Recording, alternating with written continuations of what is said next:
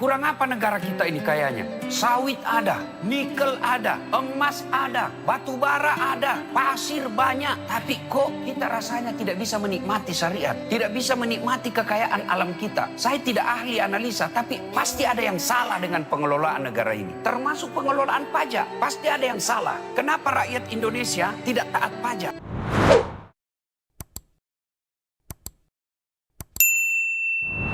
Mohon maaf ya, agak gas-gas ini sekarang ceramah saya ini. Sama juga kalau datang kita ditagih pajak, kayak kita ini tersangka. Maupun saya itu petugas pajak, jangan kau anggap kita ini teroris. Senyumlah, datanglah ke kantor kita senyum. Jangan ancam pasal-pasal. Coba lihat, kurang apa negara kita ini kayanya. Bandingkan Bapak Ibu yang pernah ke Saudi, lihat itu Saudi Arabia. Apa kelebihannya itu Saudi? Gunungnya aja coklat, Pak. Nggak ada rumputnya itu gunungnya. Bapak naik kereta atau naik mobil dari Makkah ke Madinah, ke Jeddah, kiri kanan padang pasir, Pak. Nggak ada padang rumput. Gersang, panasnya kalau panas itu kalau Bapak pakai sandal jepit, putus itu sandal jepit kalau panasnya. Kalau dingin dimatikan AC, ditutup, masih sudah lapis-lapis, masih dingin, Pak. Bahasanya cuma satu, bahasa Arab. Sukunya cuma satu, Arab. Tapi pajaknya kecil. Tidak ada orang Arab datang menjadi TKI di Indonesia. Tidak ada negara Arab, Arab Saudi, minjam duit dari Indonesia. Tapi lihat negara kita ini, Pak. Kayanya luar biasa. Sawit ada, nikel ada, emas ada, batu bara ada, pasir banyak. Pasirnya aja dibeli sama Singapura. Air Singapura beli dari kita. Jandanya banyak. Penduduknya banyak. Tapi kok kita rasanya tidak bisa menikmati syariat. Tidak bisa menikmati kekayaan alam kita. Saya tidak ahli analisa, tapi pasti ada yang salah dengan pengelolaan negara ini. Termasuk pengelolaan pajak. Pasti ada yang salah. Mesti tanda tanya, kenapa rakyat Indonesia tidak taat pajak? Kenapa Singapura rakyatnya taat pajak? Nggak usah Singapura, Malaysia, kenapa mereka taat rakyatnya pajak? Mereka tidak pernah teriak soal pajak. Kenapa kita ini berontak soal pajak? Rasa-rasanya pajak ini menjadi beban buat kita. Singapura tidak, padahal pajaknya lebih tinggi. Ini mesti jadi pertanyaan. Apa sebabnya? Tidak amanah. Itu keteladanan Rasul, amanah, Pak. Profesionalisme itu amanah. Kita membayangkan, saya pribadi tidak tahu orang lain dan saya yakin begitu. Kita membayangkan semua pegawai pajak yang punya medsos, dia share itu pajaknya. Punya Instagram, dia share ini loh pembayaran pajak saya tahun ini. Coba itu dilakukan, Pak. Pasti kita plong. Oh, yang ada di benak kita, kita disuruh bayar pajak, dia belum tentu bayar pajak. Jangan marah, Pak ya. Siapa suruh undang saya? Saya tadi juga di panitia diminta, Ustadz kalau boleh minta video himbauan bayar pajak. Kau bilang, kau mau suruh saya dibully? Kamu aja nggak berani, apalagi saya.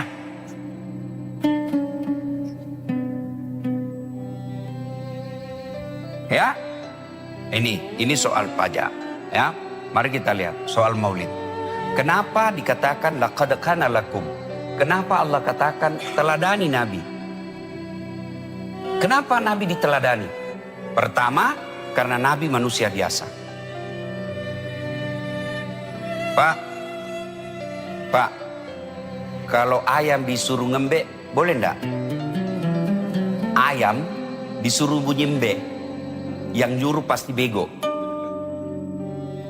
Ayam yang ngokok, mbek kambing. Artinya, manusia Muhammad disuruh kita teladani, wajar. Kenapa? Dia manusia. Kalau kita disuruh teladani malaikat, tidak mungkin. Kenapa? Malaikat tidak perlu nafsu.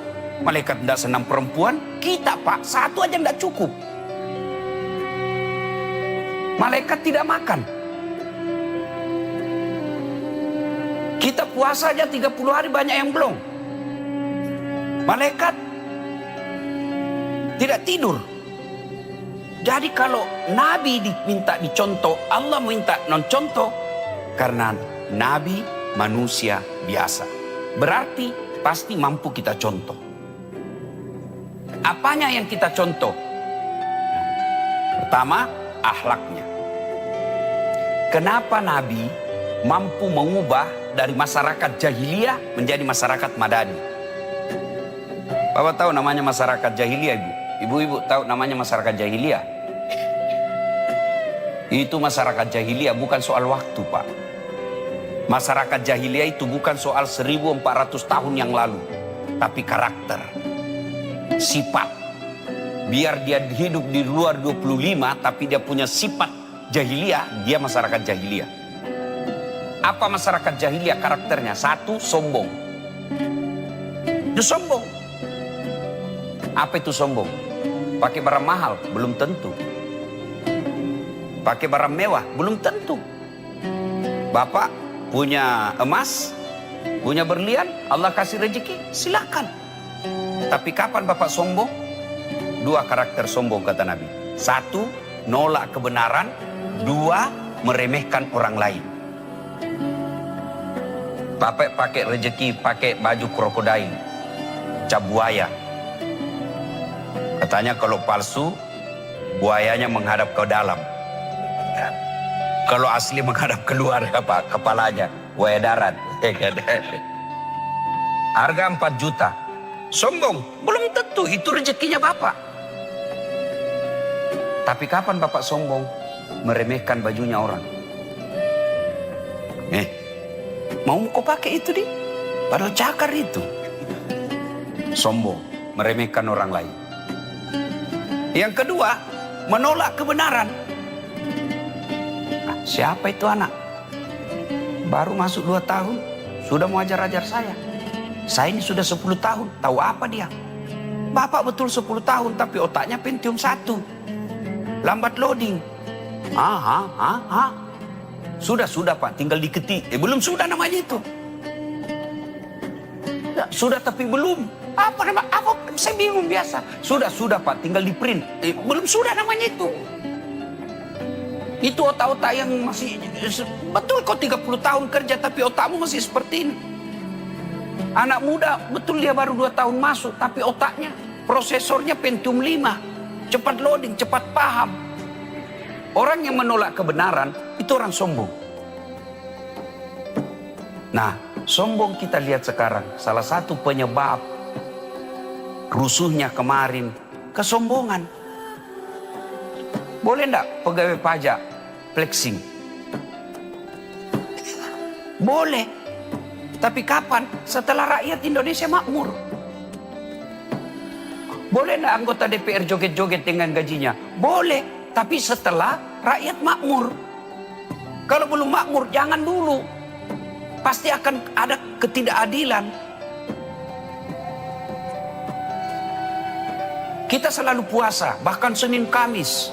Ramadan tidak ada lepas puasa kita. Tapi nilai dari puasa kita tidak miliki. Apa itu nilai puasa? Nahan diri. Boleh tidak pegawai pajak pakai barang mahal mewah? Boleh, tapi tidak pada tempatnya. Kita harus tahan diri. Nah, itulah akhlak mulia. Masyarakat jahiliyah kesombongan. Kesombongan itu menolak kebenaran, menganggap remeh orang lain. Apa biasa penyebabnya orang sombong? Satu, jabatan.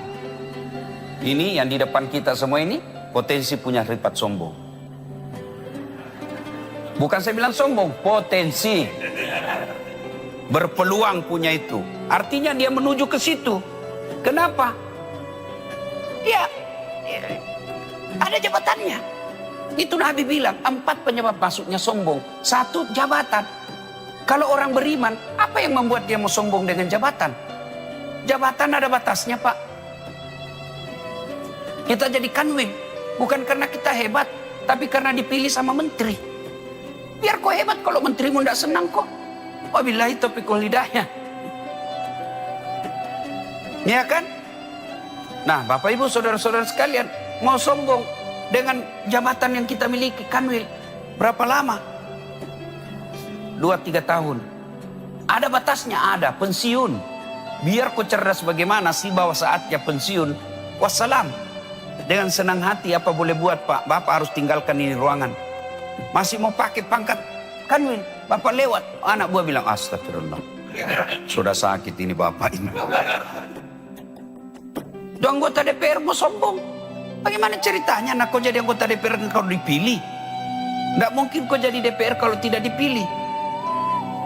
Orang protes.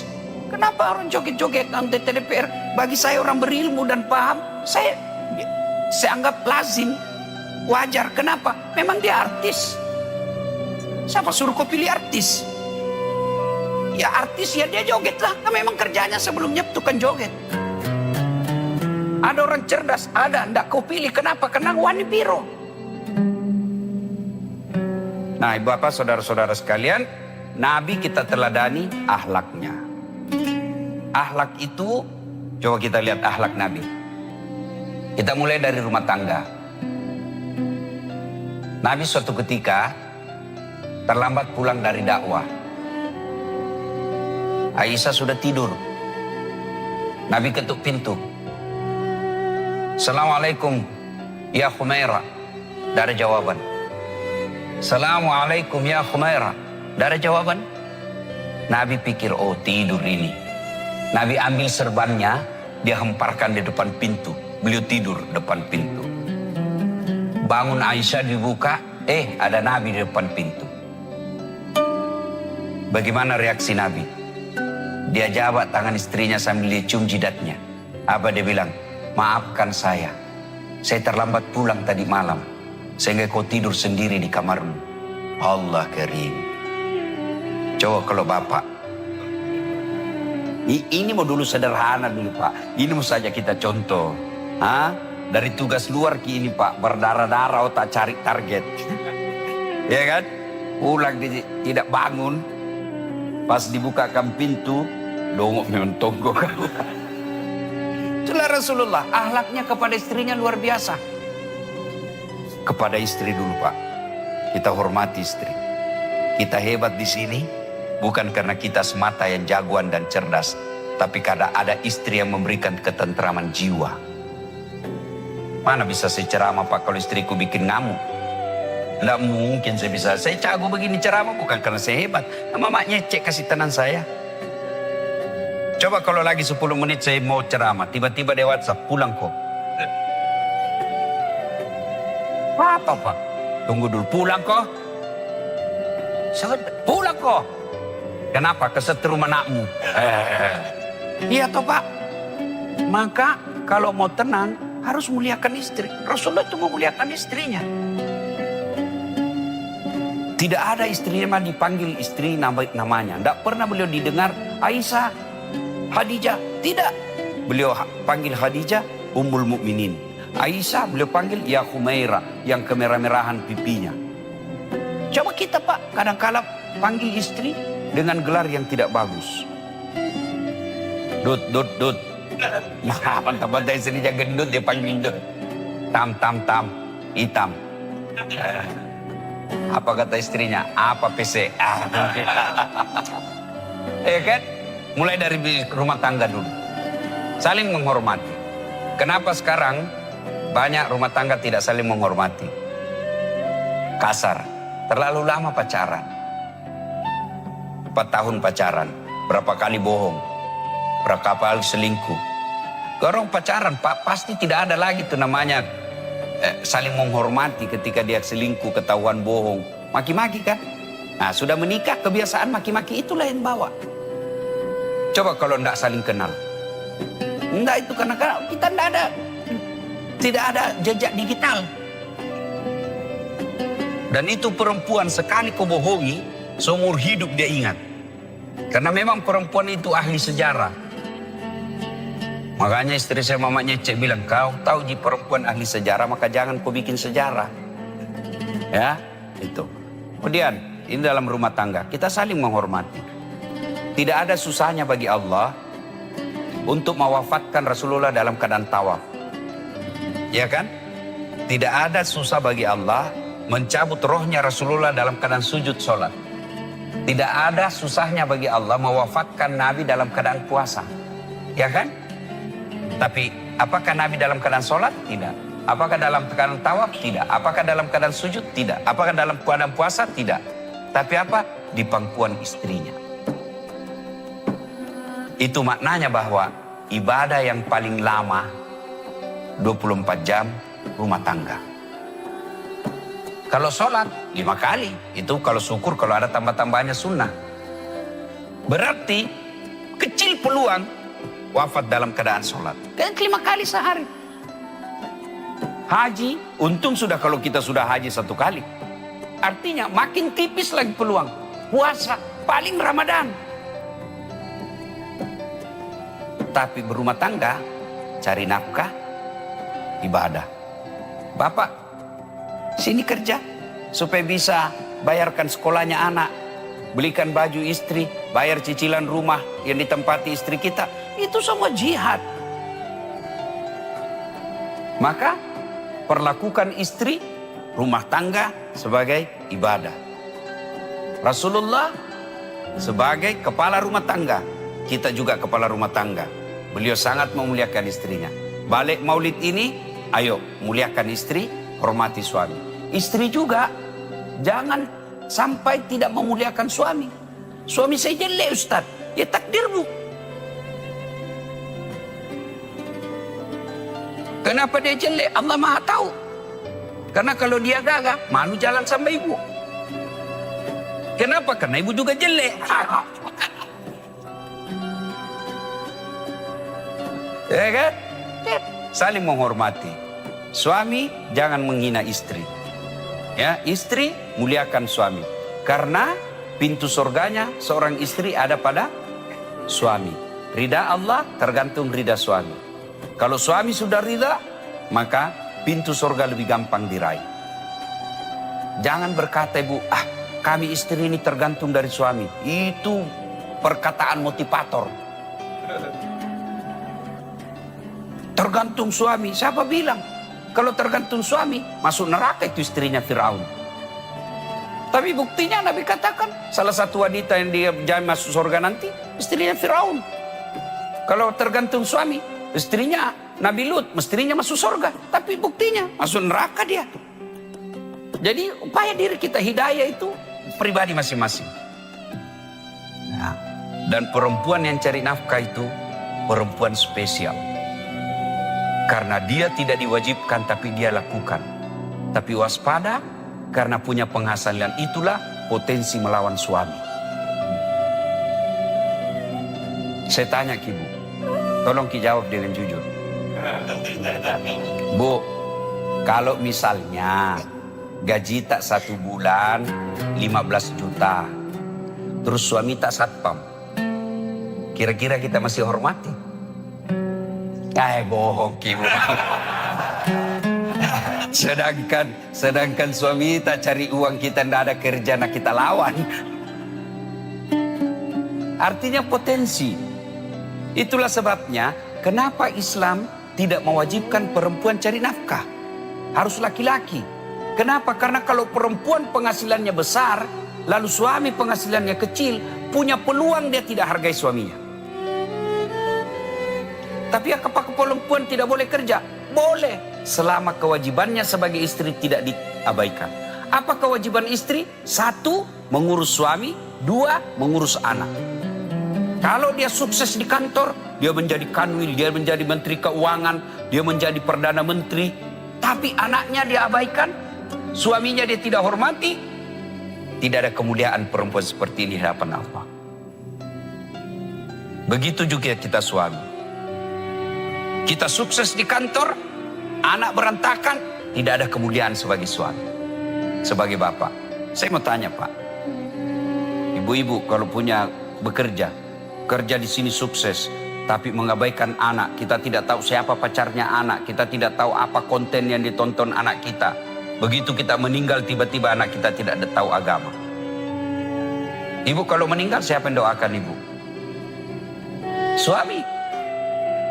Yang aku harap kawin lagi bu. Nah bilang Mama Necek, jadi kalau saya meninggal dulu Ustaz kawin lagi. Saya bilang, oh, jangankan kau meninggal, kau masih hidup saja. Saya selalu berpikir kawin lagi. Apalagi kalau kau sudah mati. Ya kan? Nah, disinilah jangan sampai pekerjaan kita kejar target, lalu melupakan mendidik anak dan mendidik istri. Karena semua pasti Bapak tinggal. Pasti ditinggal, Pak. Kita perlu anak yang baik. Dan anak yang baik, dengar kata Nabi. Tidak mungkin anak kita berpikir yang baik kalau selalu dia makan barang haram. Tidak mungkin. Ya, kata Nabi, jangan kau selalu memberikan anakmu makanan haram supaya dia juga tidak berpikir yang haram-haram. Ya, itu dalam rumah tangga. Yang kedua, sikap Nabi dalam bekerja sangat profesional. Penegakan hukum misalnya, itu akan terkenal. Nabi panggil Fatimah, Fatimah, jangan kau berpikir sebagai anak Nabi kau dapat dispensasi. Tidak. Kalau ada pelanggaran, ada hukum, kita dulu yang laksanakan. Muhammad dan keluarganya dulu laksanakan. Kalau anaknya Muhammad melanggar, saya hukum 2 kali lipat. Luar biasa, itu profesional. Dakwah. Sebagai dai, Nabi kita tidak pernah dengar menyinggung orang. Jadi maka saya heran kalau ada orang pendakwah maki-maki orang. Tidak masuk akal saya. Apalagi hanya berbeda pendapat lalu dikafirkan kita. Ada begitu, ada. Saya aja dituduh Ustadz tidak sunnah. Di Facebook kan saya dapat Ustadz sunnah. Saya cari namaku, tidak ada.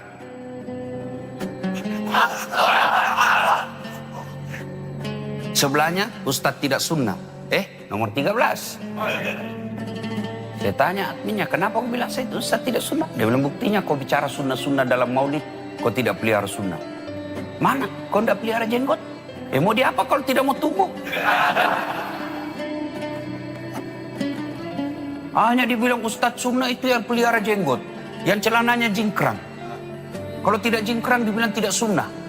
Kau saja definisi sunnah saja aku sudah salah. Ini yang mengklaim-klaim dirinya kajian-kajian sunnah, dia bilang definisi sunnah saja kau sudah salah. Apa itu sunnah? Anjuran. Berarti boleh tidak dilakukan. Ini sunnah dianggap wajib. Sudah keliru dari segi definisi. Boleh kau jingkran silakan, tapi jangan kau anggap yang tidak jingkran tidak sunnah. Banyak sunnah yang lain. Pelihara jenggot silakan kalau mau, tapi yang tidak mau pelihara jenggot jangan juga kau bilang tidak sunnah.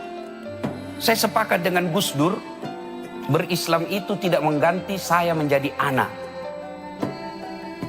Berislam itu tidak mengganti maaf menjadi afwan. Ya ukhti, afwan. Coba masih ingat kisah Taif. Dilempari Pak, tang malaikat Jibril. Ya Muhammad, sudah keterlaluan ini orang-orang Taif. Saya diperintah Allah untuk menghancurkan mereka. Kau berdoa saja, saya angkat ini gunung Taif, saya hancurkan mereka. Coba kalau saya datang, dah saat tak lewat-lewat ini orang, bagaimana? Ratakan. Tidak. Apa kata Nabi? Jangan Jibril.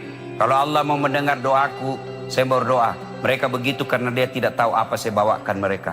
Kalau Allah mendengar doa saya, ya Allah berikan mereka hidayah.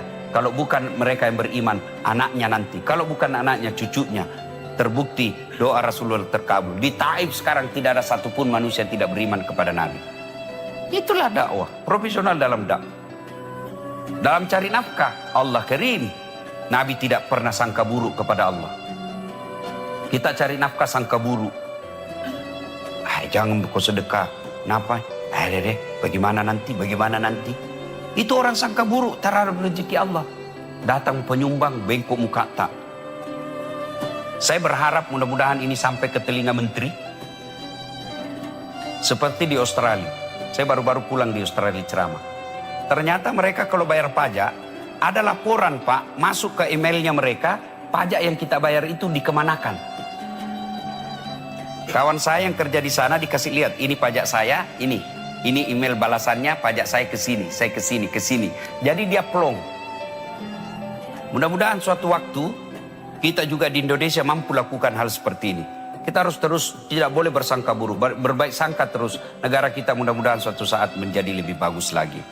Nah, Bapak Ibu saudara-saudara sekalian, nah soal cari nafkah, jangan pernah menunda sedekah karena tidak percaya rezeki Allah. Ada rezeki Allah. Jangankan kita, selalu saya kasih istilah, tahu bapak-bapak tahu cicak. Tahu cicak? Apa dimakan itu cicak Pak? Nggak masuk akal toh. Cicak di dinding nyamuk keliaran. Di mana ketemu, nggak ada bandaranya. Iya toh? Tapi Allah Maha. Ibrahim ketika disuruh dakwah kok Ibrahim? Siap kasih makan anakku? Banyak anakku. Kau belah itu batu. Belah lagi? Belah lagi? Itu ada ulat toh? Kau lihat itu ulat. Lembut, bisa hidup dalam batu yang sangat keras. Siapa yang jamin rezekinya? Saya Tuhanmu yang Maha Kaya. Padahal itu ulat, nggak ada kakinya, nggak sarjana. Gitu? Apalagi kita. Maka keliru bapak-bapak yang punya gaji di atas 7 juta per bulan tapi tidak pernah bayar zakat sedekah. Karena sangka buruk kepada Allah. Begitu juga. Kalau saya bayar pajak, saya bayar pajak. Ya. Itu bagian daripada kalau diniatkan lillahi ta'ala insyaallah. Tapi dakwah ini Bapak Ibu ketahuilah, dakwah ini bagi mereka yang masih percaya bakal mati. Tidak ada gunanya ceramah Pak, kalau Bapak tidak percaya bakal mati. Tidak ada gunanya. Tapi kalau Bapak masih percaya bakal mati, dengar ceramah. Jangankan mati Pak, pensiun aja Bapak percaya kan? Pasti pensiun. Ya. Tapi untuk sampai pensiun belum tentu. Ajal menjemput tiba-tiba. Ya. Dan pada akhirnya, laqad kana lakum fi Rasulillahi uswatun hasanah, contoh teladan Rasulullah.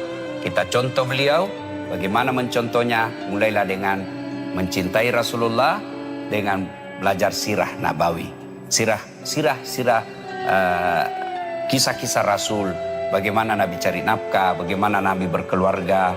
Anak-anak kita dibacakan sirah-sirah nabawi. Bagaimana ibu-ibu, anak-anak kita jangan sampai lebih cinta kepada K-pop, lebih percaya kepada Ipin Upin, lebih percaya kepada Sailor Moon, apakah semua itu, film-filmnya itu Jepang, daripada kisah-kisah Nabi. Ya, apalagi si Shinchan, dilempar gurunya, astagfirullah. Bapak, saudara-saudara sekalian, ini saja tausiah kita. Terima kasih atas undangannya. Saya lihat ada sesi tanya jawab. Kalau ada yang mau menjawab, boleh juga saya bertanya. Demikian, mudah-mudahan ada manfaat. Terima kasih. Ya. Ada yang mau tanya Bapak Ibu? Silakan. Peserta menghayati sekali. Ya, Ken. Saya ingin pesan terakhir sekali bahwa pekerjaan kita ini pasti ada tanggung jawabnya. Pasti. Bapak masih ingat kisahnya Umar bin Khattab yang kemudian menangis di malam hari, lalu ditanya, kenapa kau menangis, Amirul Mukminin? Bagaimana tidak? Saya tahu nanti bagaimana saya mempertanggungjawabkan jawaban saya. Ada onta yang kepleset. Onta yang kepleset karena jalan jelek. Bagaimana saya menjawab di hadapan Allah nanti? Itu baru onta terpleset, Pak. Bagaimana kita yang jalan hertas nih? Ya kan? Bagaimana bapak-bapak yang melayani? Supaya motivasi ini Pak melayani pembayar pajak dengan baik. Jangan selalu berpikir mereka wajib bayar pajak.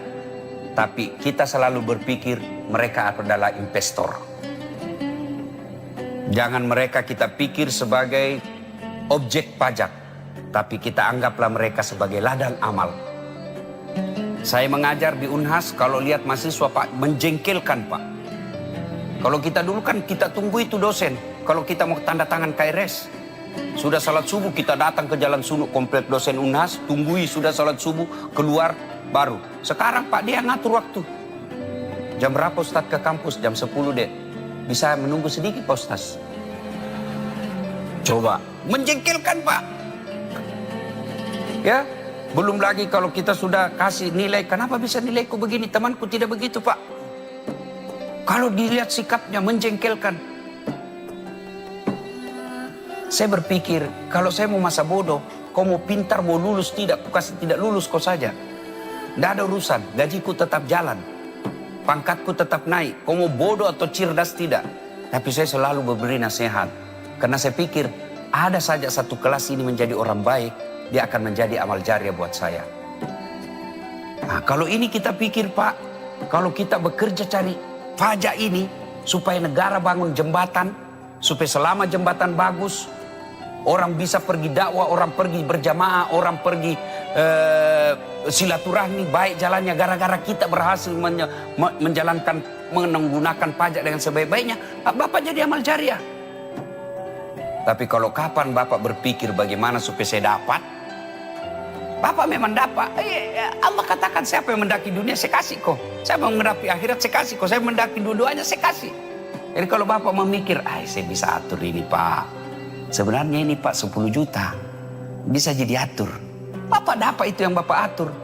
Tapi percaya tidak akan berkah. Bisa jadi di CCTV kita mainkan, kertas bisa kita mainkan. Tapi Allah yang maha adil pasti akan dapat pengadilan. Jangankan yang begitu. Bapak kan kita semua yakin. Dalam Quran dijelaskan. Daun saja tidak akan jatuh tanpa izin Allah. Sebisi sarah pun kelak nanti akan dimintai pertanggungjawabannya. Kalau ini selalu dipegang Pak dalam bekerja, insya Allah jeripaya kita jadi amal.